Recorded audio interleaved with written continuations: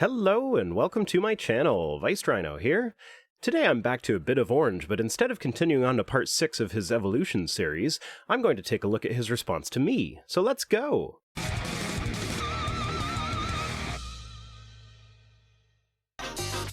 Today we're going to be looking at a video made by a guy called Rhino.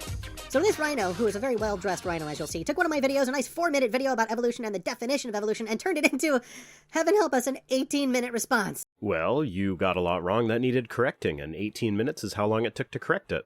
Sorry if you have a short attention span. Squirrel!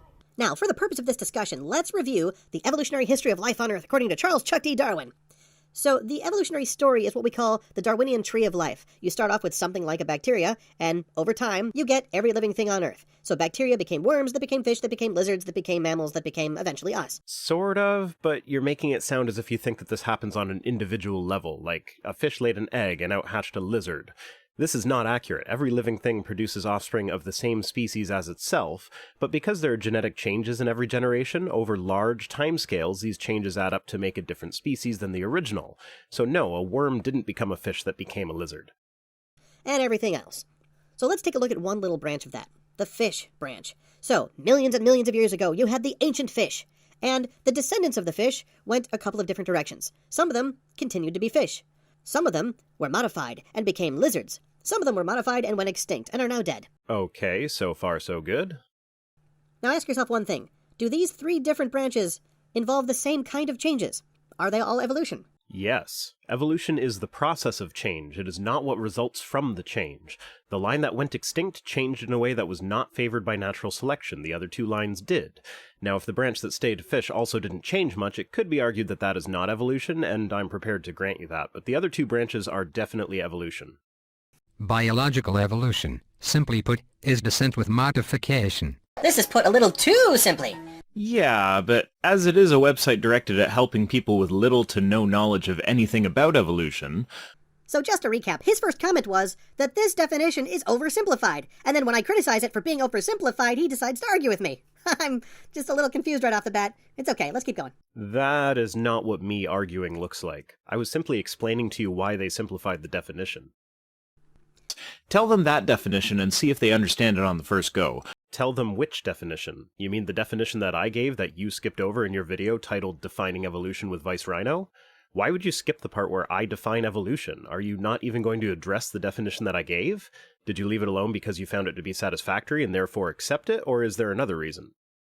Or see if maybe you'll have to explain what alleles are and... I get it. People are too stupid to understand evolution, so we have to dumb it down until it's actually inaccurate. Now hang on, I didn't say it was inaccurate, I said it was a touch oversimplified.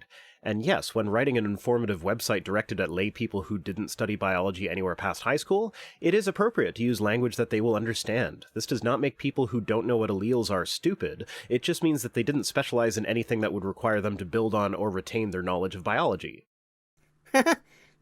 Is that politics or is that marketing? Everything that lives is descended from something of its own kind. Species, not kind. Kind is too vague. The word species is actually more vague than the word kind is. The word species actually has several different conflicting definitions depending on who you ask. Yes, species can be a bit fuzzy at times, but it's nowhere near as vague as kind is. I mean, you didn't even provide a definition of kind after ripping into how vague species is. Now, the basic definition of species is a group of living organisms consisting of similar individuals capable of exchanging genes or interbreeding. Now, let's look at why this definition is fuzzy. The easiest example to demonstrate this are ring species. In a ring species, you start with one population, let's call it A, which for whatever reason, they move to a new territory and through adaptation give rise to population B, which then moves to a new territory and gives rise to population C, etc. You then end up with a chain of populations where A can breed with B, which can breed with C, which can breed with D, and all of them can breed with their neighbors, but by the time you get to Z, Z can no longer breed with A. So using the gene exchange definition of species, you can't call A and Z the same species, but there is an unbroken chain of populations that can all breed together, so they should be the same species. Basically, all this to say, the reason the definition of species is fuzzy is precisely because evolution is true. Kind, on the other hand, keeps changing its definition in order that it might wiggle out of any corners that it might be placed in. This weak sauce definition means that you, being descended from your parents but being not their clone, are an example of evolution. Yes, I'm so glad you understand. That is exactly it. This definition could be restated. Biological evolution is any living thing giving rise to another living thing which is not its identical clone. Yeah, it could. No, that's what you just said. You just said because the variations between your genes and your parents are slight, that is evolution. Yeah, and then I agreed that it could be restated as any living thing that produces offspring that are not their clones, and went on to clarify what I meant in my original video, as your definition wouldn't work for clonal organisms, while the definition used on the Berkeley website would. So I agreed with you once, then agreed with you a second time, though less emphatically and with caveats, and you're trying to make it look like I somehow contradicted myself with this. Furthermore, they don't say what kind of modification. I think we'd all agree that a normal four-legged dog giving birth to a one-legged puppy named Little Brother would be descent with modification, but hardly a big evolutionary leap forward. You're right, we wouldn't really count it as an evolutionary step forward. But yes, it would count as evolution. But the mistake that he's making is thinking that you can consider it evolution when structures and functions and genes that already exist go away. How is that a mistake? Evolution is, simply put, descent with modification. Losing a function is a modification, therefore it is also evolution. But that's the exact opposite of what evolution has to do. We'll talk about that more in just a minute. All evolution is descent with modification. And this, my friends, is why that definition fails, because it allows this well-dressed rhino to say that dogs losing the legs that they already had, legs going away, is an example of evolution. Yes, it is an example of evolution which would lead to that organism being disadvantaged to a point where it would likely not pass on its genes. If it had a sister that not only had all four legs, but had also been born with, I don't know, let's say a mutation that enhances her muscle development, that will probably assist in her reproducing. Evolution is just the fact that there are changes. Natural selection then takes these changes and weeds out the bad ones, like Little Brother there. Is it descent? Of course, there's a next generation. Is it modification? Yeah, because it's different. But it's things that were going away. That's just kooky dukes. Evolution is supposed to explain where things come from. It's the origin of species, not the going away of species, not the gradual falling apart and decomposing of species. I really don't understand how you don't get this simple concept. Maybe it would be helpful at this point to separate the idea of evolution from the idea of natural selection. It would also be helpful to drop all your preconceived notions and try to look at it with fresh eyes. So evolution by itself is simply that organisms will change over time. It is usually looked at with regards to populations. So all evolution says by itself is that over time, the populations will be genetically different from the original ancestors. This is where natural selection kicks in. If the environment changes somehow, say it gets colder, then organisms whose genes help them survive in the new, colder environment will be more likely to reproduce. It may still be said that the ones who develop traits that would help them in a warmer climate evolved, but in this example, natural selection is favoring the traits for a colder environment, so they wouldn't have as much of an advantage and would be more likely to die off. So evolution is the change, and natural selection is the driving force that decides which changes survive. Now, I realize that he's going to accuse me of thinking that things have to get better and stronger and faster. No. In order for evolution to be evolution, to explain the story wherein bacteria, over gradual time, become wolves and cabbages and moose and everything else, you have to add genes and structures and functions and behaviors that did not previously exist. That story cannot be told by taking away things that already exist. Okay, then your whole example of a dog with one leg is a moot point. How about the human ability to digest lactose into adulthood? There are actually a few different mutations that allow for lactose digestion, but it probably developed between 7,000 and 10,000 years ago. This was a mutation that added information into our genetic code. What about the family who, thanks to an information-adding mutation to LRP5, have super dense bones that don't break? How about the people in Italy who have a mutant version of apolipoprotein AI that significantly decreases their risk of heart disease? That's a new feature. Your problem here is that you chose an example that wasn't a good example of what you were looking for. Had you done just a tiny bit of research, you would have found several examples of mutations that add features to an organism. There are plenty of species who didn't get the job done, so to speak. Do you know what happened to them? They went extinct. He may be well-dressed, but the rhino just totally missed the point of the video. That was the summation point. The story has to explain how bacteria become wolves and cabbages and everything in between. The definition of evolution should explain how bacteria can become wolves and cabbages and everything else. Absolutely not. The definition just needs to give you a very brief idea of what the word means. It doesn't have to explain anything. Expecting the definition of a word to explain all the nitty-gritty details is just ridiculous. Go look up the word camp in a dictionary and tell me if it explains what and how to pack, where to go, how to set up your tent, how to start a fire, how to cook over the fire, etc. It won't say any of that. Do you know why? Because the definition is just a basic explanation of the word itself, not an all-encompassing instruction manual. Showing that some things don't survive doesn't tell the same story. Showing that some people have never been camping doesn't invalidate the definition of what camping is. Once again, since they don't define change, how's that for a popular bait-and-switch, America? Then it can mean any change at all. Yeah. Any change between generations is a form of evolution. Any at all.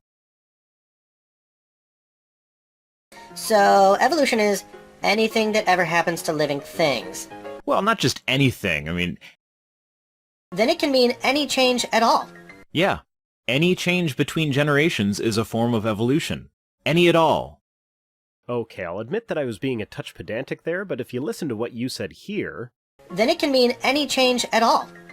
You'll notice that you're talking about the differences between generations of organisms, whereas when you said, so, evolution is anything that ever happens to living things. You were not obviously talking about the differences between generations. Like, if I stub my toe, that's something that happened to me, a living thing, but it's not evolution. So when I said, yeah, any at all, I was referring to changes between generations, and when I said, well, not just anything, I was thinking of events in an animal's life that don't really have anything to do with reproduction. I did clarify that just after you cut, though, so I can't help but wonder at your intentions.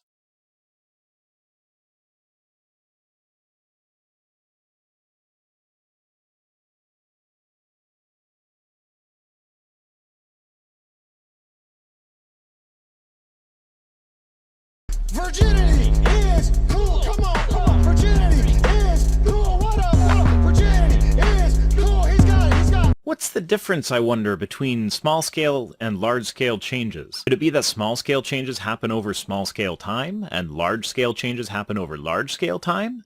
A perfectly valid question. Why is it I don't think small changes lead to big changes? Because of what kind of changes they are. Imagine you've got a deck of cards.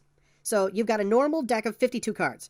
Deal a hand. All right, you can get any of those 52 cards. Now shuffle them. Now deal it again. You might get 5 entirely different cards. Now shuffle it and deal it again. You can do this 2 million times and get a different 5-card hand every single time. But what you will never get doing this is the Archduke of Hearts. Do you know why? Because that card doesn't exist. Shuffling will never create the Archduke of Hearts. Not quite. Your analogy's a little bit off. Change it so that your deck only has 4 cards, and that the different hands you are dealt will then result in different physical traits. So while you can only get an ace, 2, 3, and a 4 in the whole deck, the number of combinations that you can make is only limited by the overall size of the deck. And the cards are not trying to make more cards, they are affecting the features of, I don't know, whoever's dealing. This analogy doesn't really work well, which seems to be a pattern with you. Adding the Archduke of Hearts would be a big step. You have to create an entirely new card that didn't exist. But throwing out the Queen of Hearts, that's a small-scale change that doesn't require the addition of any new information. It's just losing the information you already had. Shuffling and dealing and shuffling and dealing will never make new cards. That will never explain where any of those cards came from. You can shuffle and deal for 1,000 years and you will never explain where the Queen of Hearts came from, let alone will you ever create the Archduke of Hearts. Okay, but again, if you're looking at the cards as the actual genetic material, you wouldn't be looking for a new card. You'd be looking for a new combination of existing cards, which then have a phenotypical expression that is different than the combination that came before it. You don't need a whole new card to accomplish this. I have a bucket of water that has been colored blue with food coloring. As I add individual drops of red food coloring to the bucket, I can watch the water gradually change color. After enough time and enough drops have been added, the water will be purple. Which drop changed it from blue to purple, I wonder? After every individual drop went into the bucket, the water was still the same color as it was before that drop went in, just a slightly different shade. So when did it transition from blue to purple? The bucket of blue water analogy. Did you hear it? Did you hear it? Oh my gosh, it's brilliant. It's like he's figured it out and he doesn't even realize it. Here's how it works. You've got a bucket of water. It's water with blue dye in it. You've got blue water. It's water and blue dye. And the metaphor is when the blue water turns into purple water, that's evolution. One kind of thing evolves into another kind of thing. How does it work? Well, how do you get blue water to turn into purple water?